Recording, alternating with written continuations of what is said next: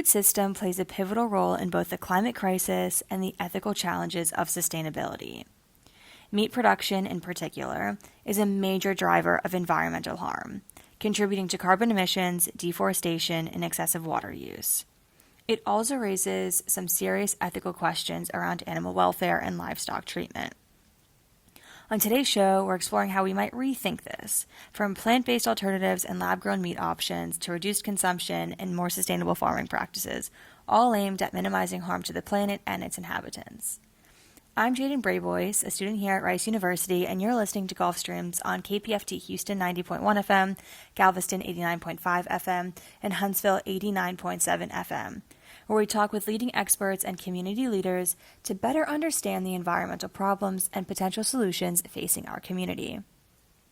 A quick reminder that you can catch up on all Gulf Streams anytime through our podcast, available on all major podcast platforms. If you enjoy the show, please like and subscribe to make sure you never miss out on an episode. Now we're about to embark on a journey exploring the global food industry and its profound impact on the environment. Joining me today is Dr. Weston Twardowski, an expert in environmental studies and sustainable food systems. He is also the Associate Director of the Center for Environmental Studies at the Rice Sustainability Institute's Eco Studio, as well as a lecturer in environmental studies and the theater programs. So thank you so much for being here. It's a pleasure to have you. I mean, I feel like we should vocalize the funny nature of me guesting on a show that I usually host. I but know, I feel like the tables have really turned. They have a little bit. It's fun to be in the hot seat, but sure, let's test my expertise. Let's go.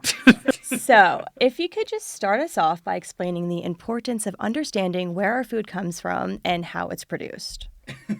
Generally, so we all have a good understanding. No, that's a good place to start. Yeah. So, I mean, on the most basic level, we all have to eat. So, I mean, food is a pretty accessible entry point. And when I teach a Justice in the Food System course that we offer pretty regularly, I mean, I think part of the reason that class is so popular is it's something that students immediately glom onto, because beyond the fact that we have to eat, most of us love to eat. And so not only understanding where is our food coming from, but am I going to be able to continue eating the things I enjoy eating? What are the various meanings behind the kind of things that I'm eating? And that's something we talk a lot in class about, because food is a major consideration when we talk about environmental challenges and concerns. And some of that, at the most obvious level, is that roughly 20% of global carbon emissions, or greenhouse gas emissions more broadly, are directly tied to the agricultural system. And so I think that's like the entry point that people are probably most familiar with, is agriculture is directly linked to climate change and climate issues. But beyond that, there's a huge myriad of other issues that range from labor to animal rights to the industrial runoff of pollutants and agricultural fertilizers that cause all kinds of downstream consequences for places globally, but especially here in the U.S. and the Gulf of Mexico. So there's this myriad of various real concerns, all before we even get to, and am I going to be able to continue to have the oysters that I love so very much if the places where they're being raised can no longer sustain them? So I think it's a very important topic, certainly, but also a very accessible one that people are justifiably passionate about, because food is as much a religious question as it is a scientific or technical question. It is something that really reaches across the spectrum and is very, very personal and intimate to people, actually. Right. So while we're on this topic, I wanted to discuss why it's so important to know what we're actually eating, and why it's equally as important to know where our food is actually coming from.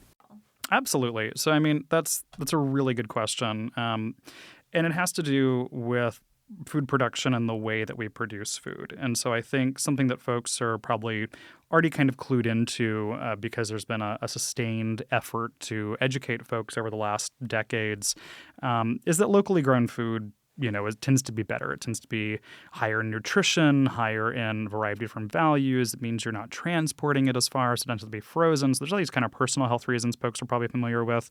Then there's carbon reasons that can get debatable, because some studies will definitely demonstrate There are things that are traded globally where it's actually better to have the food sent from far away. There's also lots of cases where if you can buy locally, you're reducing just the amount of time that it spends on planes, trains, buses, whatever else to get to you. So that's kind of like the broad approach to where we're thinking about carbon. The thing that I think is probably more removed from people, and that's a very, I will say, deliberate choice of a disconnect, is where is our food coming from? I think if you ask most Americans today, the majority of them have not been to a farm. And if they have, it's probably like to go berry picking or something. It's not really like what industrial agriculture, which provides well north of like 94% of the food we actually consume, is coming from.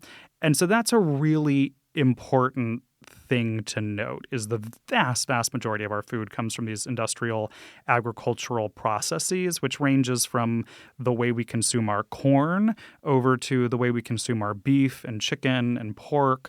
And so the way that food is raised has serious questions that people are probably most familiar with through the lens of animal rights. I think folks are very tapped into having seen really horrifying footage, sometimes on YouTube, sometimes in documentaries, about the conditions and animal welfare issues, especially around chickens, especially around pork.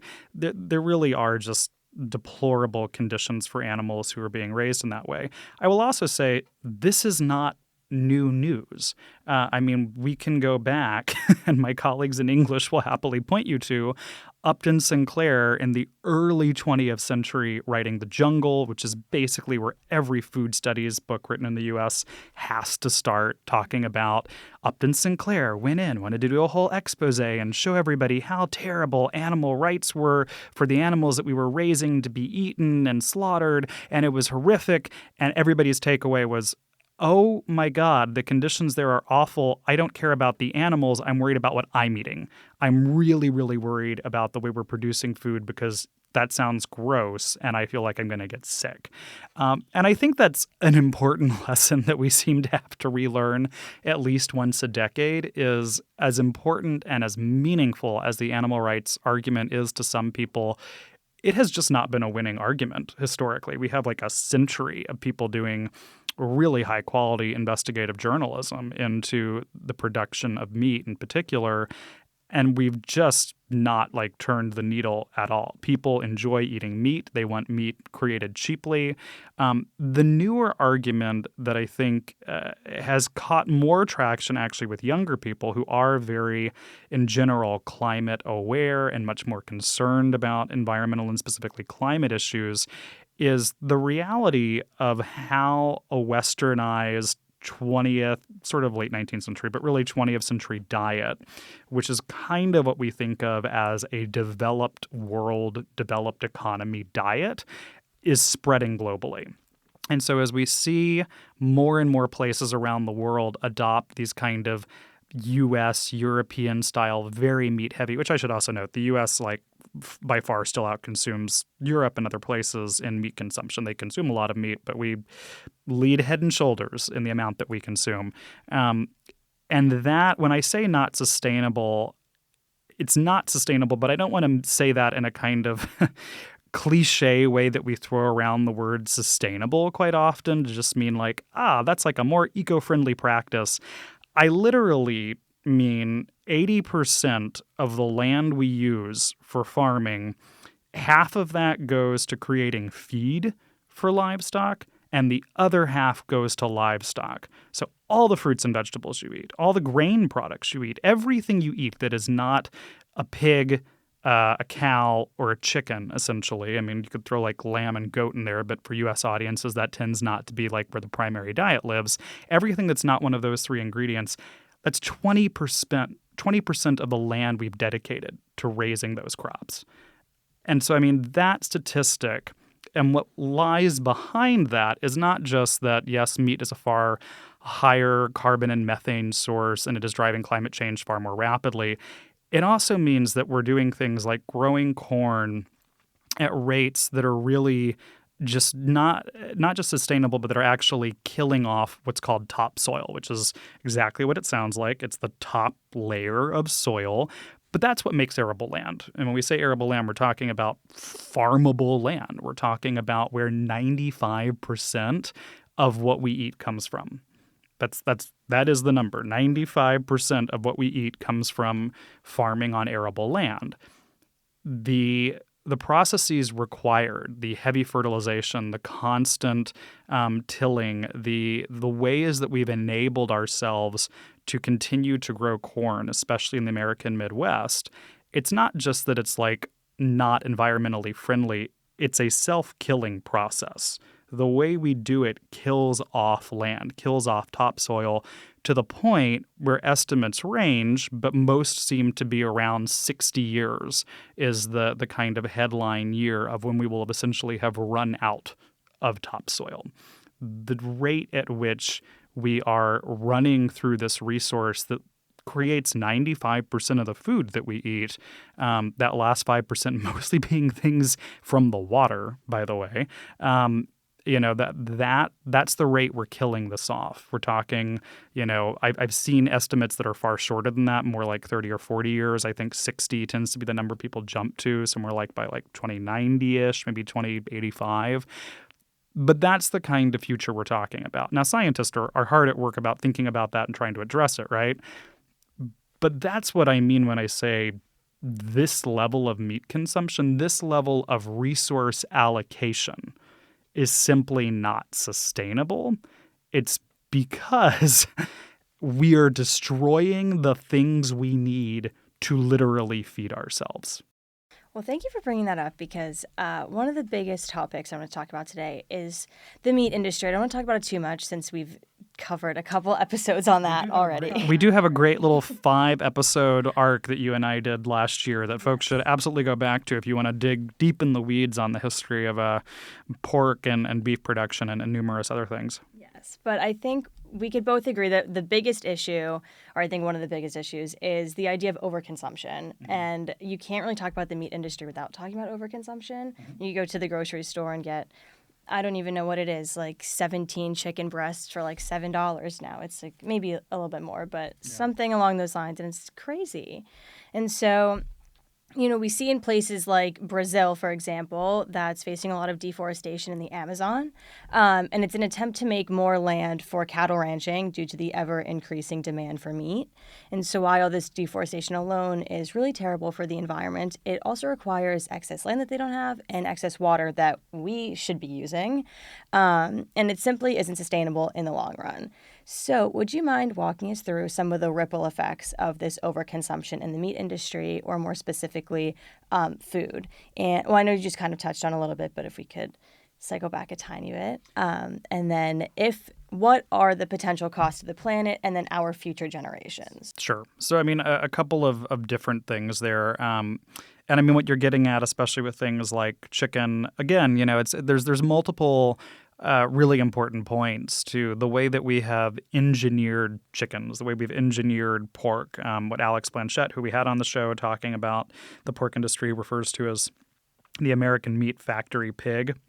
He won't actually just call them pigs because they have been so engineered in a way that these are essentially a new species. And I think he writes a really compelling argument in that vein that, the way we've biologically altered how these animals, living, breathing animals, function. It is really remarkable what we have done and horrifying, arguably, to make the pork industry possible. Again, there is this animal rights argument to it, and it's funny because I will say, before listeners kind of tune me off as just a raving angry vegetarian or something, it's one of the things that comes up every time I teach that Justice in the Food System course. And at some point, some student in the class, usually privately first and then quite publicly, will put me a little bit on blast and be like, so are you a vegetarian? Like, where are you on this?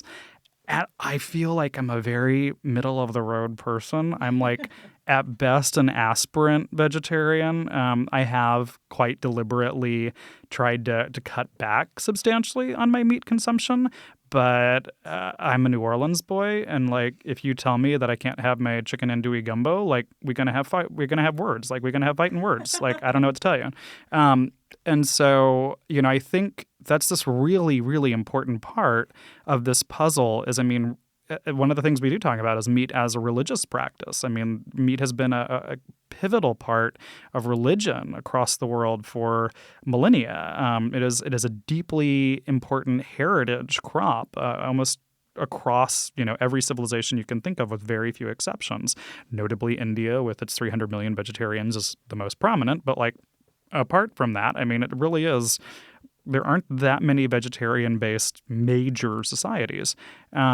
And so I think that's something really important to acknowledge, not just from a kind of people enjoy meat, but this is a deeply meaningful, heavily enmeshed in culture. It's not something you're just going to magically take away or convince people they don't like, because also meat just fundamentally tastes good. And people are very aware of that. It's how we've been taught to cook. It's one of the things that we see in a lot of the readings that I give students is folks who are thinking very deeply about these questions point to what are ways that we can introduce alternatives or different ideas or change our cooking techniques or educate people on different ways to cook, because there actually are whole civilizations that are very far less meat reliant than our modern American diet would suggest. And so there are alternative ways of existing. And it's hard. It's a hard cultural fight. And I think it's also a hard cultural fight to know where you can make gains and you can't. So Tulane last year put out a study that was I continually cite and find really fascinating around who consumes beef specifically in the U.S. I'm going to fudge the numbers ever so slightly. And anybody who wants to fact check me, please do. And you can send me an angry email on how I was 4% off on this. But I have the ballpark right. And it was of meat consumption, I believe it was 50 or 51% of all beef in the U.S. is consumed by men over 65, who represent about 8% of the population. And so, that tells us something about who is doing the vast majority of beef consumption in particular, but it also tells us that younger people are consuming far less. And some of that is very directly tied to health concerns. There have been, the WHO coming out and flatly suggesting that meat is carcinogenic and that heavy consumption of meat can increase your risk of a wide variety of cancers, I think has been a driving factor for a lot of younger people thinking about how much meat they really want to consume. All of which gets us to, up until the 1900s in the U.S., this was not how we ate. It's funny, we had a historian on who spoke last year about some of this and was very pointed to be, people have never been afraid of meat. People have never not enjoyed consuming meat, and he's dead right. But it used to be way more expensive and it used to be way harder to get. And from a health perspective, from an ecological perspective, from pretty much any perspective you look at, the amount of meat that we're consuming, which is just 10, 20-fold we would have eaten in, the 1800s, where it really would have been, the idea of slaying the fatted calf, the idea of we only serve meat when there's a visiting dignitary or when there's a large festival or, a family celebration of some kind, then it's worth, outside of maybe a chicken that we have every couple of weeks that's running around because we actually raise our own chickens. It's just a very different approach. It's also why, pretty much across the board, doctors, can nitpick which diet of the month is the number one recommended, but always in the top three is the Mediterranean diet. And 9 out of 10 doctors throw a dart at the board. They're going to say that's a good bet to go with. And a kind of core tenet of the Mediterranean diet is not that it's actually meat exclusive. It's not. But it's very much thinking about how do you maximize that meaty flavor with minimal ingredients? How do you include bones in a soup? How do you get little things, pancetta that, adds a little flavor but isn't actually just eating vast portions of meat itself. And so our dietary habits and our consumption habits have, exactly as you pointed to, changed to, I'm going to eat 3 chicken breasts a day because I'm on the carnivore diet and I need so much protein and I'm going to go be a bodybuilder. And we can have differences in opinions on that. What I will say is, from the ecological standpoint, that's just not sustainable. That's not doable. And the costs that you had mentioned wanting to hear about from that are somewhere around 20% of our greenhouse gas emissions come directly from the agricultural industry. Of that 20 to 22%, 18% are from livestock. So the overwhelming majority of the greenhouse gases driven by the agricultural industry are coming directly from meat. And that's just really inseparable. The next biggest thing on that kind of hit list of issues around sustainability in meat is going to be that 80% of land being used for the raising of meat, either as feedstock or directly needing pasture and ranges and various things. So, I mean, that's just a staggering amount of farmland to dedicate to this really apex food source that is highly demanding, highly consumptive, and not essential in the way that I think we often view it as. There absolutely are vegetarian societies. There absolutely are healthier plant-based diets. And I don't think people actually need to go to that extreme. But I do want us to think about very specifically what would an alternative look like where our diet is not so meat reliant, where we're not focused on it as the kind of pillar of building everything else around putting a steak on the plate, because that, apart from like personal health reasons where that certainly would cause different kinds of problems, is really doing harm across a variety of different fields.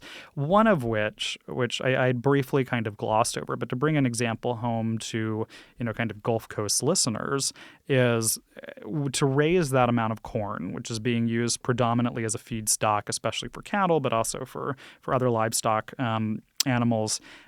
We have to heavily fertilize because essentially farmers in the Midwest understand the economic drive that is, I need to be using all my land because there are government incentives for me to just be like constantly growing as much as humanly possible. I need to be manufacturing as much corn as possible. That means constantly tilling, raising the corn, cutting it down, and starting the process immediately instead of doing something that would allow for the land to heal. I'm sure people vaguely remember from middle school textbooks ideas of like crop rotation, right?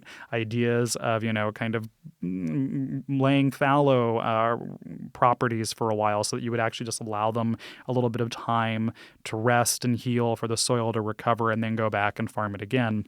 All kinds of different strategies, and a number of the kind of classic Native American example being the idea of the three sisters, beans, squash, and corn, that were raised in cycles. And that's a kind of natural cycle where one crop would provide all these nutrients to the soil that the next crop would need. And then the same thing would happen with the third, so that you could continually rotate land through a much more organic process. And so these kind of approaches to farming, which have had a huge influx, especially on the small scale level, of people really trying to think deeply about what does a more sustainable but a more engaging way to live off the land look like, are offering hope to the idea of like, well, if we changed up how we're growing crops, if we thought about more seasonal, it's going to force us to think more seasonally about what we eat. Certainly, it's also going to encourage us to have a much more healthy relationship with the things we're putting into the earth and what's coming out of it, and also a much more nutritious approach in that way.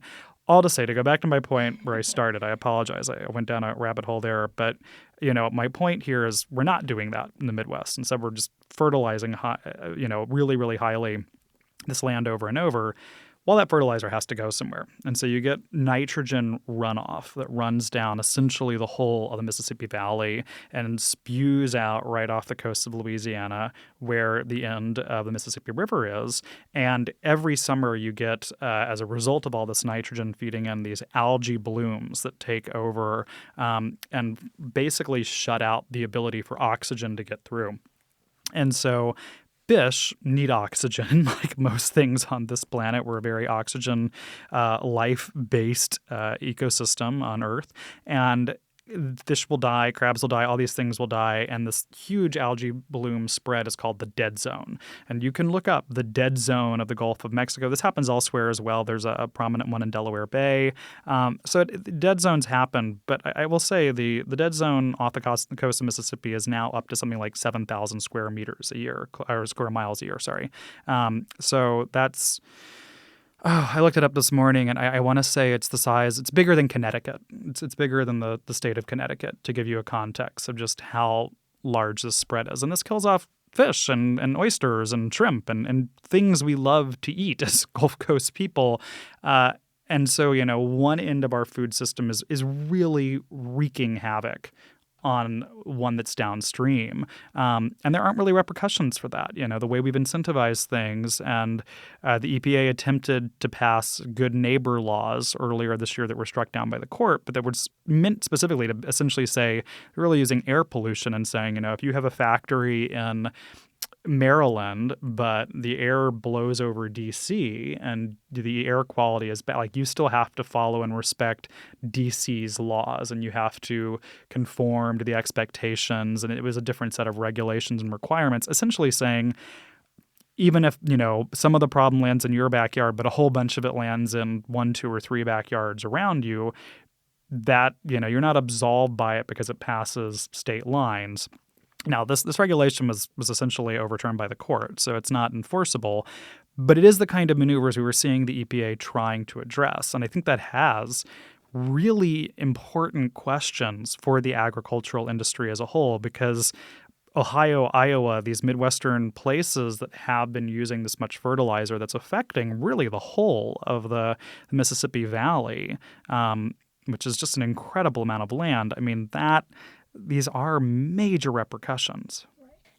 Well, thank you. But I want to turn back a minute and go back to, you mentioned that, 80% of all agricultural land is used for livestock. So that's leaving, only about 20% for us for direct consumption. So when we consider these disparities, how can we work towards addressing this imbalance in land use? And is there a way to repurpose agricultural lands to better serve the growing global population while still ensuring food security? Good question, yeah.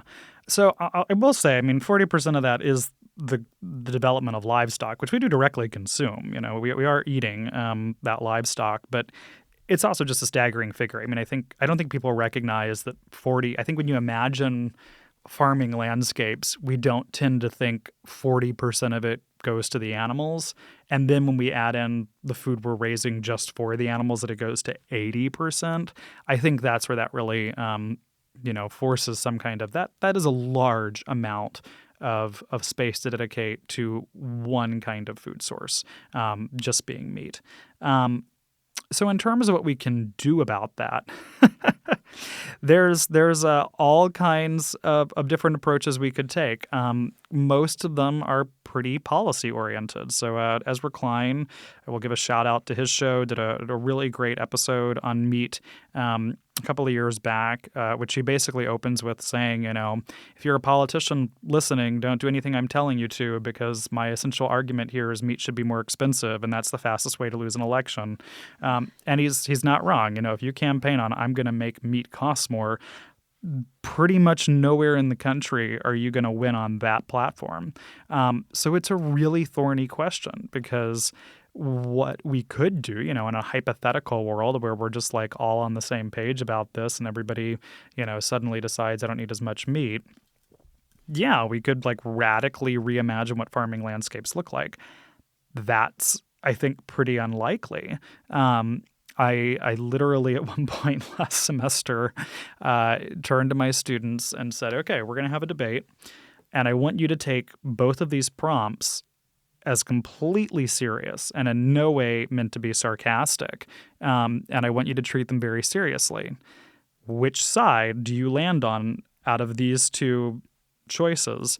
One of which is essentially we create, a magical energy source that is hyper low consumption that gives us nearly unlimited energy, and we have amazing technological breakthroughs and can suddenly generate meat from cells and can dedicate, urban land to the raising of lab-based meat that is just decades beyond where we are on any of these various things required. Is that more likely as a solution in the near term? Or convincing people to eat less meat? And yeah, the class made the face you're making. It's very oh oh, that's the stakes of it. And this grew because a student had asked a question and was essentially like, lab-grown meat requires huge amounts of energy, and it seems really unproductive, and this doesn't seem like a legitimate solution to me.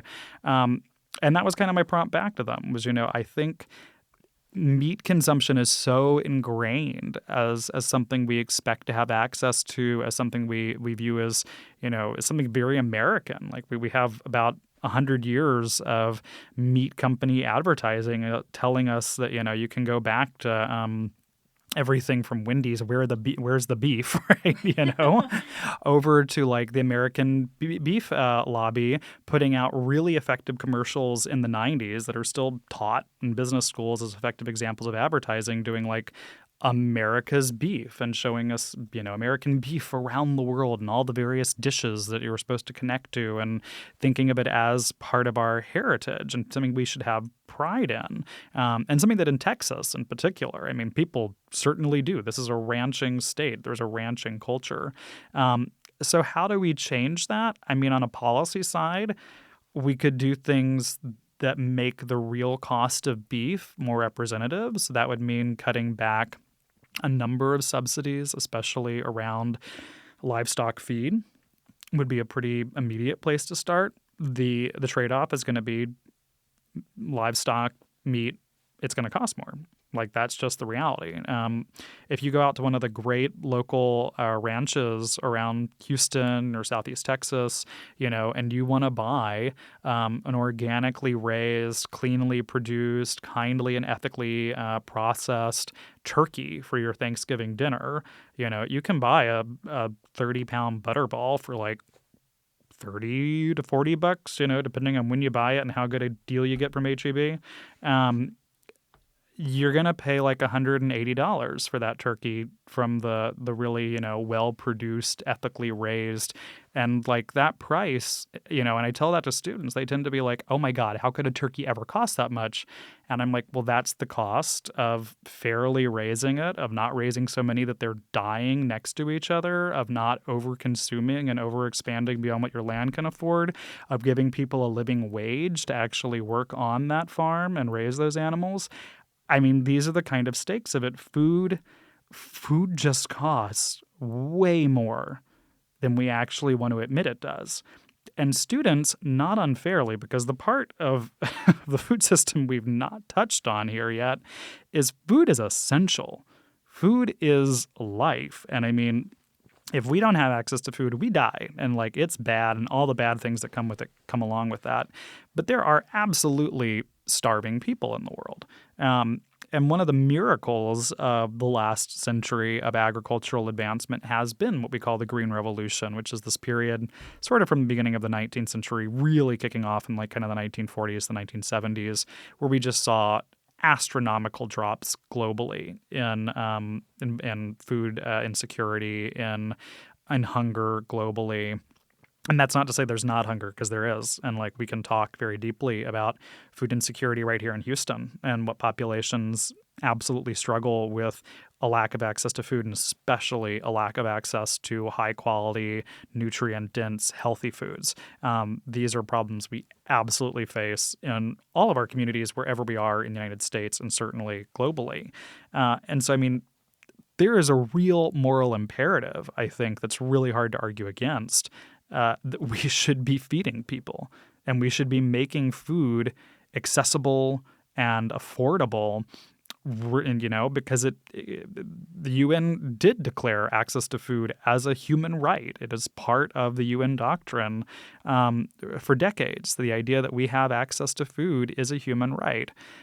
And so it's really, really hard to say, oh yeah, we'll just make food more expensive so it reflects all these various challenges that go into it. I don't actually think that's the right answer, but I think we have to think very deeply about how are we going to pay for this? What foods are we choosing to subsidize? There are essentially no subsidies for fruits, vegetables, beans, all kinds of things that could be much more important staples of our diet, arguably should be much more important staples in our diet. There's no, as much as we hear about protein in the U.S., basically every nutritionist will tell you like the real crisis is we're not getting enough fiber. Humans need a lot more fiber than we tend to consume on a daily basis.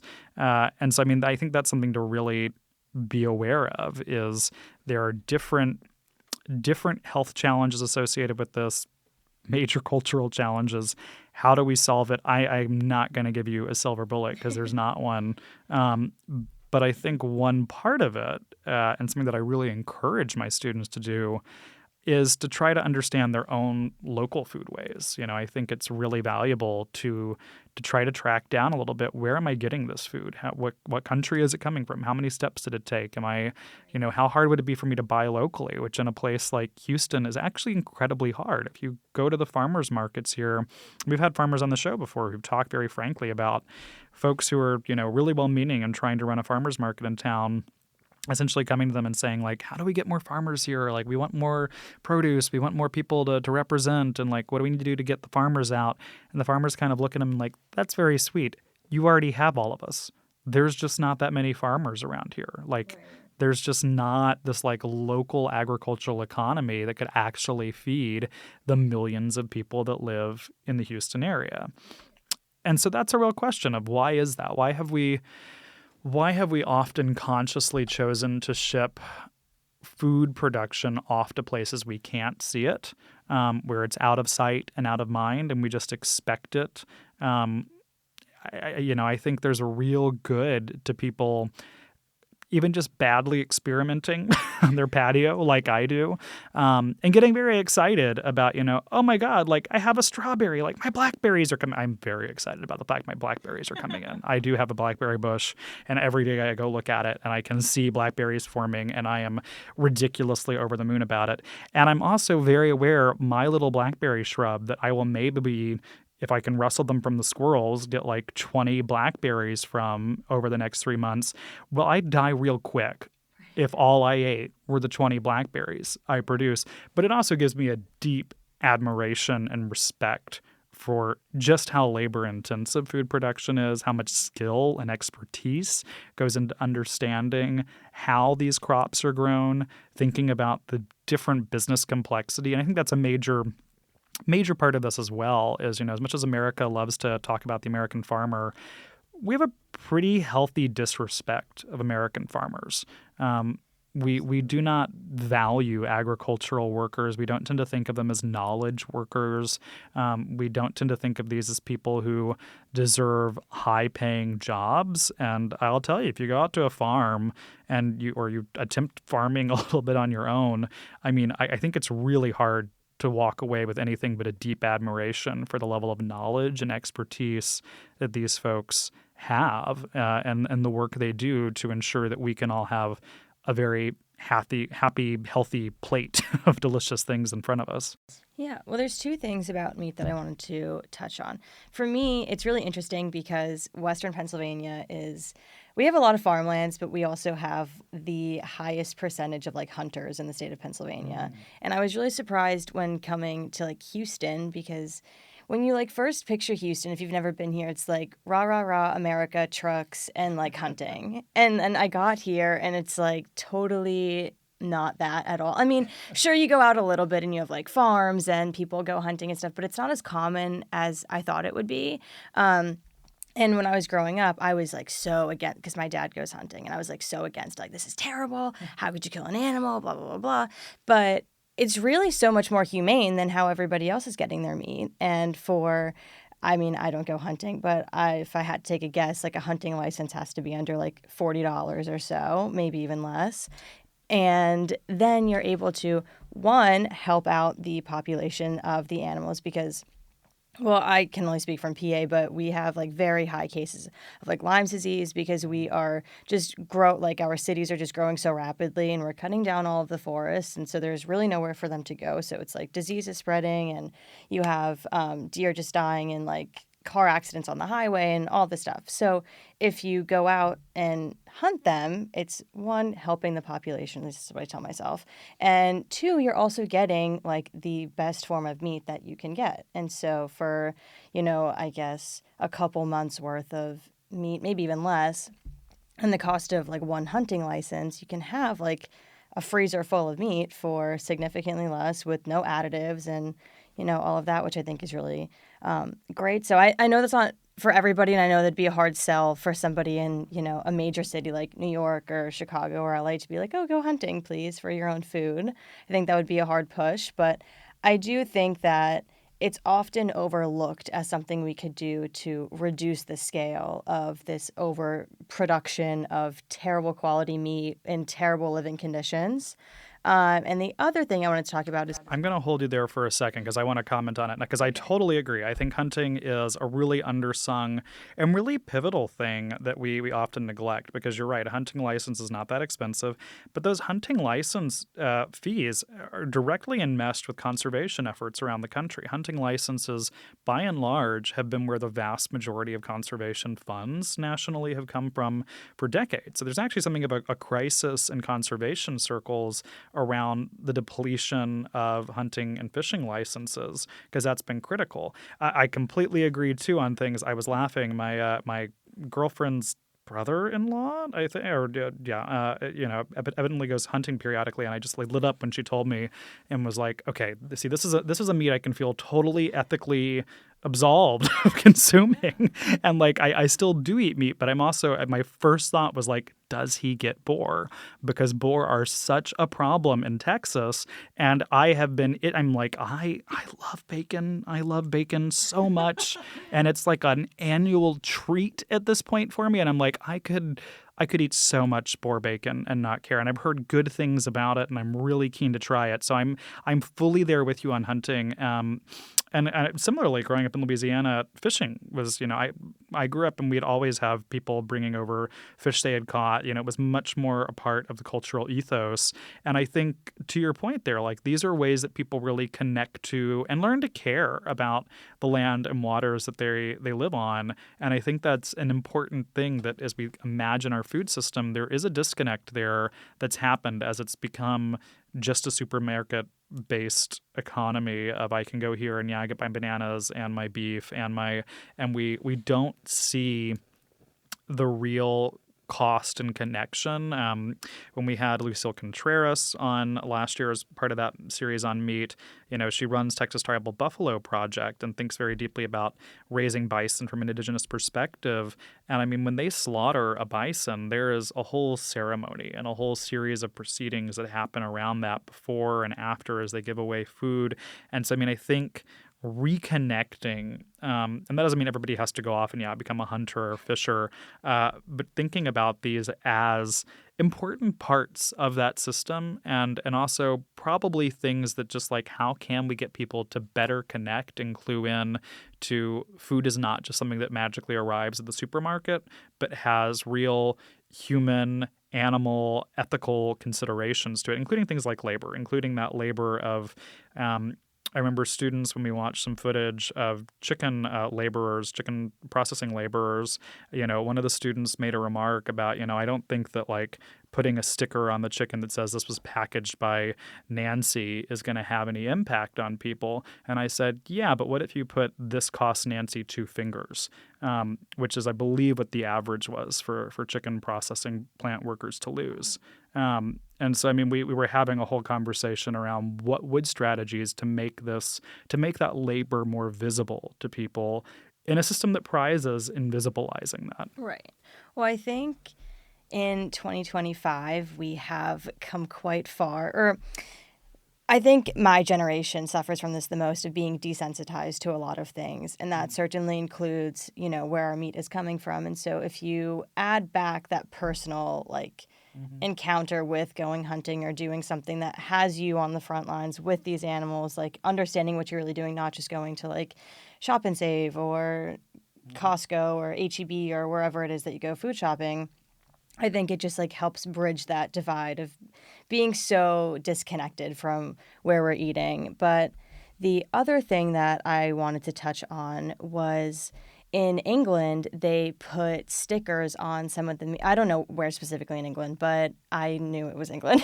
But they put stickers on the meat, on specifically their beef, of the cow that it was, the name of the cow, and how old it was when it was slaughtered.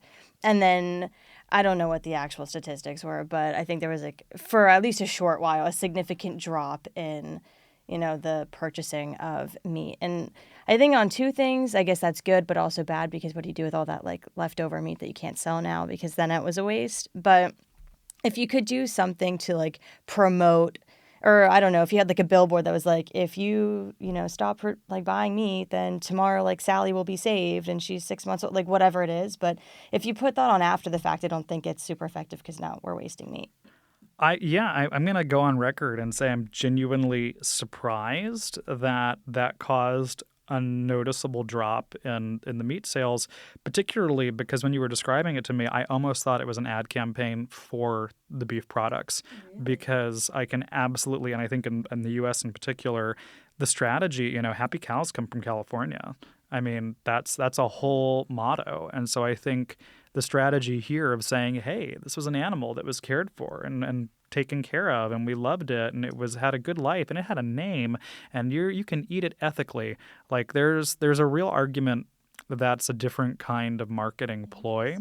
And so I think these are tricky things, because that's one of the things, right? It's like when Mark Zuckerberg decided to go and like taser an animal to death so he'd have to kill it himself. And there's a kind of performative bravado there that's going on around, I'm taking action into my own hands. Whereas you go out with hunters, and I do not know a hunter who does not treat his gun with due reverence and deep care, and thinks very much about, passing that tradition on to his kids and saying, like, you have to be respectful of this weapon. You do not point it where it's not, here's how the safety works. But just as much as they, take a real pride of passing rifling culture down, usually, there is a similar, you do not take that shot at a deer if you aren't certain it's going to hit in the right place. I have yet to meet a hunter who is not immensely thoughtful and caring and wants to offer a clean, quick kill when they shoot an animal. And I think that's something where this is where animal ethics get really interesting, because hunting, I agree, I think is a far more ethical practice than any form of industrial agricultural or raising of meat. But I do worry sometimes about, the kind of approach to industrial agriculture. We see it in things like cage-free, which sounds good and means very little in the context. This is like the grand, we keep inventing new terms, and they, pasture-raised. And even when I was trying to be an ethical consumer and buy the most overpriced eggs, which, God, who can do that anymore? But you try to practice ethics around animal care and thinking about chicken eggs, and you really dig into, well, what does cage-free mean? What does pasture? And you're suddenly kind of going, these conditions are just marginally less deplorable than the most deplorable steak here. And so I think we do have a natural, especially those of us who have any kind of inclination to care about animal welfare in a conversation about what we're eating, and to feel like, I can eat meat, but I also want it to be fairly ethically raised. And I should point out, beef is probably the most ethically raised of industrial sources of meat. Pork and chicken really exist in deplorable conditions by the nature of beef needing pastures. They really do have some of the best conditions for being raised. They are also the biggest climate offenders. And so it gets into these interesting kind of places amongst what you might frame as environmentalists of, well, is your issue how well animals are being cared for? Or is your issue climate?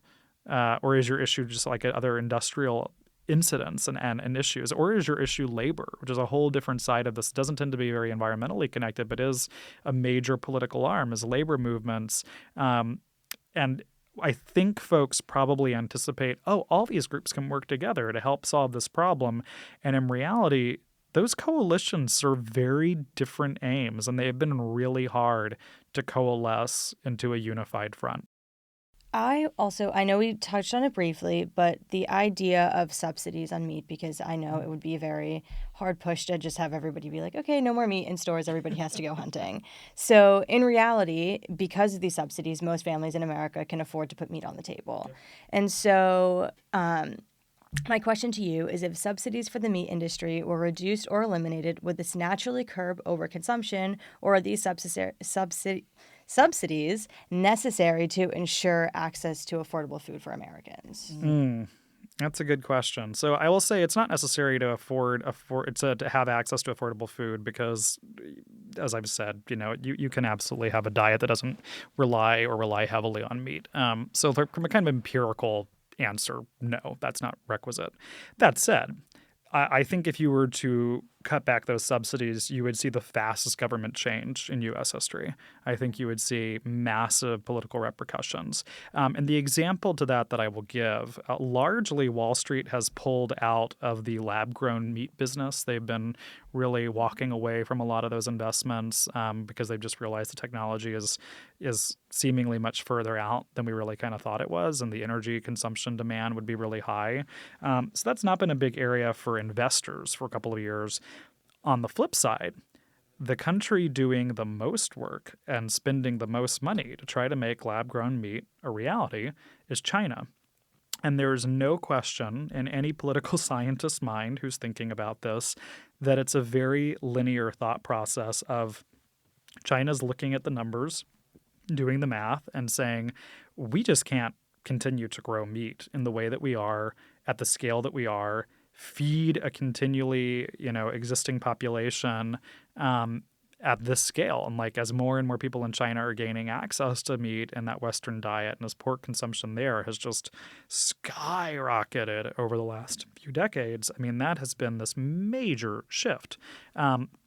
So China's been really pushing for lab-grown meat, essentially because there is a recognition of we will have deep political problems, to put it in kind of middle-aged terms, right? The peasants will get angry. And I'm trying to a little bit invoke pitchforks and angry, mobs, but also genuinely, when people get hungry, they get angry. And at this point, meat is a central enough part of people's diet. The idea of taking that away, of removing that, for most people is something they will face serious political repercussions in a place like China that could genuinely mean an ousting of the government. And so concerned are Chinese authorities about a possibility of a world where they cannot produce enough meat to feed the population or at an affordable level that they are seriously trying to move forward on potential alternatives to essentially be able to keep the masses quite content and quite well fed while simultaneously acknowledging that the traditional ways we've done this just are not realistic into the future.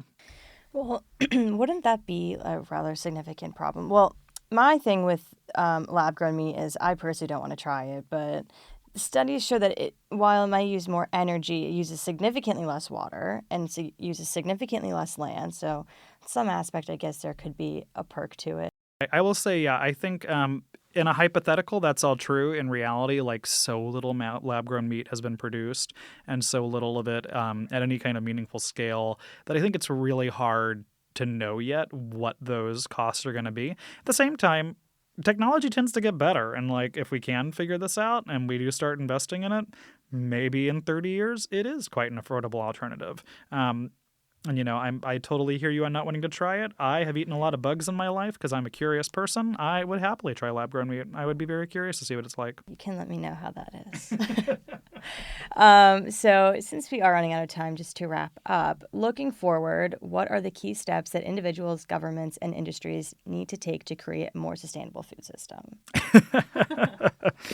On an individual level, I would say thinking about your diet and how it relates to climate change is not a bad move. I think it's a painful move for many of us, but I think, little steps actually do really help. And I think if folks could imagine what would a day, 2, 3 a week where I, try to eat things that are more locally grown, that are more seasonal, that probably involve less meat, probably would be pretty good for your health and probably also isn't a deal breaker. And I've found folks who I know who are amenable to some of that kind of attitude and mindset. And so I think that's a good place to start, is just a little bit of a personal diet assessment and think about how you want to be eating and maybe what the impacts of your diet have beyond your own health, which is a tall order for a lot of people, but also I think not an invalid question. I think the next level of that was government. What can governments do? Yeah, I mean, they need to seriously think about what we're subsidizing. And that doesn't just mean cutting out meat subsidies. That also means really thinking strategically about, we know fruits and vegetables are the most important nutrient that we are not consuming and not consuming nearly enough of. And making those crazy affordable, crazy accessible, the first thing we see when we walk into a grocery store would be an astronomical diet shift that would have a major influence on U.S. health, but would also have really lasting and meaningful implications for our environment in really productive ways. The other thing they could do is think really strategically about investing in research and trying to more forcefully advocate for alternative agricultural practices that move us away from things like a fertilizer centralized approach that is really just killing off our topsoil, really having those kind of negative harms, and thinking very strategically about different ways to your point, protect existing land so that we don't continue to take up more land for farm use, and simultaneously the negative practices that we're already encouraging, that we stop doing that and try to move into new ways of thinking about food. That's going to mean a whole different subsidy structure system, though. That means, honestly, a lot more investment in food and farming, especially if you want to do that at a level that includes fair and ethical practices for the farmers. But I think that's a really worthwhile use of government and taxpayer dollars. I think that's a really meaningful way that our tax dollars should be used, is making sure everyone has access to high quality, affordable, healthy food that is not actively killing our environment. I agree. Yeah. Okay, well, do you have any final questions? I don't. This has been delightful and really Perfect. fun and an enjoyable opportunity for me to switch the script a little bit here. Well, thank you so much for joining me today. It's been a real pleasure having this conversation, hearing your insights, and in a roundabout way, getting to revisit the meat industry. It's truly been a lot of fun, so thank you. Thanks for having me, Jadyn. If you have any questions or ideas for what you'd like featured next on Gulf Streams, leave a voicemail at 713-348-4081 or email us at weston.t@rice.edu. A quick reminder that you can catch up on Gulf Streams anytime through our podcast, available on all major podcast platforms. If you enjoy the show, please like and subscribe to make sure you never miss an episode. Gulf Streams is a co-production of KPFT Houston and Rice's Center for Environmental Studies, with support from the Andrew W. Mellon Foundation and the Rice Sustainability Institute's Eco Studio. Produced by Weston Twardowski, co-produced by Joseph Campana, audio engineer Rico Enrique, original sound by Carter Dean. Research support by Jadyn Brayboy, Sophia Solz, and Numan Retzendor. Stay tuned for No Expectations with Marcus French here on KPFT Houston 90.1 FM, Galveston 89.5 FM, and Huntsville 89.7 FM.